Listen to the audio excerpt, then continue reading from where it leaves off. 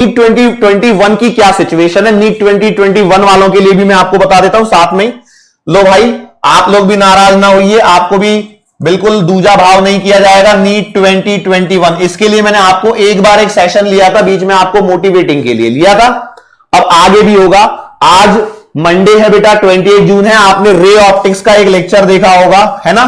तो अभी आपके लिए क्या करना है, रे ऑप्टिक्स को और जो चैप्टर्स रिमेनिंग है इन्हें पहले आप फिनिश कीजिए, ठीक है।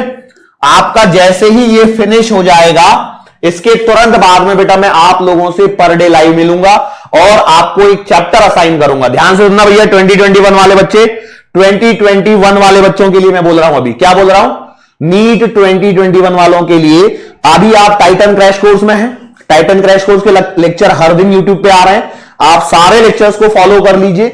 8 जुलाई या 10 जुलाई के आसपास में आपका पूरा क्या हो जाएगा, खत्म हो जाएगा, ठीक है। क्या खत्म हो जाएगा, सिलेबस खत्म हो जाएगा।